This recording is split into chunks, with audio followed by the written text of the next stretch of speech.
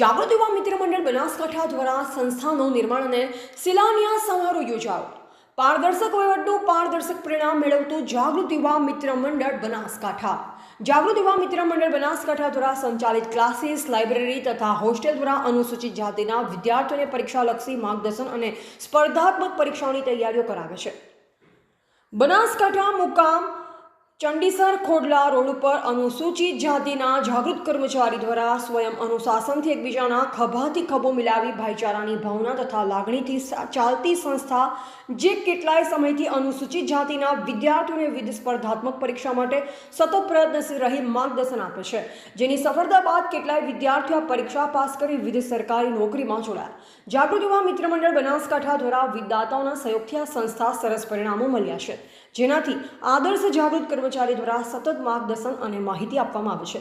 નાણાકીય બાબતોમાં પારદર્શક સંસ્થા ધરાવે છે, જેની સફળતા બાદ 14 એપ્રિલ 2025ના રોજ ચંડીસર ખોડલા રોડ ઉપર આ સંસ્થાનો નિર્માણ અને શિલાન્યાસ સમારોહ રાખવામાં આવેલ, જેમાં આ સંસ્થામાં આપેલ ફાળાના દાતાશ્રીઓને સન્માનિત કરવામાં આવ્યા। ત્યારબાદ આ સંસ્થામાં સફળતા મળી ગયેલ વિદ્યાર્થીઓને સન્માનિત કરવામાં આવ્યા। આજના કાર્યક્રમમાં સફળ બનાવનાર વિવિધ દાતાશ્રીઓને સન્માનિત કરવામાં આવ્યા। આ કાર્યક્રમમાં વાવ થરાદમાંથી તથા પાલનપુર વિસ્તારમાંથી ખૂબ જ મોટી સંખ્યામાં યુવાનો, વડીલો અને બહેનો હાજર રહી કાર્યક્રમ સફળ બનાવ્યો। જાગૃત યુવા મિત્ર મંડળ બનાસકાંઠા આયોજિત આ જે કાર્યક્રમ છે એ એક વિકાસનો પંથ લઈ અને આગળ વધી રહ્યો છે। બધા યુવાનો, કર્મચારીઓ જે આની અંદર છે, ઉદ્યોગપતિઓ પણ છે, વેપારીઓ પણ છે અને ખાસ કરીને યુવા જોશ જે છે એ અત્યારે અહીંયા સાર્થક થઈ રહ્યો છે અને ભવિષ્ય પણ બનાસકાંઠા નહીં પણ આખા ગુજરાત અને ભારતની અંદર જાગૃત યુવા મિત્ર મંડળનું નામ થાય એવી શુભેચ્છાઓ પણ પાઠવું છું। દાતાશ્રી જીતુભાઈ ઉર્ફે જીમી વાણિયા ડેલ ખૂબ મોટી નામના ધરાવે છે, ત્યારે નટુભાઈ વાણિયા દરેક જગ્યાએ દાનવીરમાં એક મોટી નામના ધરાવે છે। સમૂહ લગ્ન હોય કે પછી સ્કૂલ હોય, નાના ઘરનો કોઈ પણ માણસ હોય, એમને ગમે ત્યારે મદદરૂપ થાય છે। કોરોના કાળમાં લોકોના ઘરે જે લોકોને રાશન, પાણી, દવા જેવી વસ્તુઓમાં મદદરૂપ થાય તો એક નટુભાઈ વાણિયા થરાદ। આજે ચંડીસર ખાતે આંબેડકર જન્મ જયંતિ નિમિત્તે બાબા સાહેબની ભવ્ય ઉજવણી કરવામાં આવી હતી, ત્યારે અનુસૂચિત જાતિના અધિકારીઓને તેજસ્વી તાલાઓનું સન્માન પણ કરવામાં આવ્યું। ત્યારે મુખ્ય દાતાશ્રીઓને પણ શિલ્ડ અને બુક આપી સન્માનિત કર્યા હતા। ત્યારે મુખ્ય દાતા જીતુભાઈ ઉર્ફે જીમી વાણિયા અને ભોજનના દાતા નટુભાઈ ઈશ્વરભાઈ વાણિયા તેમજ અન્ય દાતાશ્રીઓને સન્માનિત કરાયા, તેમજ શિક્ષકશ્રીઓ અને તેજસ્વી તાલાઓને પણ સન્માનિત કરાયા। ત્યારે નટુભાઈ વાણિયા નિસ્વાર્થ ભાવે સેવા કરી રહ્યા છે, ત્યારે પોતે કોરોના કાળમાં ગરીબ લોકોને રાશન કીટ વિતરણ કરી, જ્યાં સુધી કોરોના ચાલ્યો ત્યાં સુધી કીટો વિતરણ કરી હતી।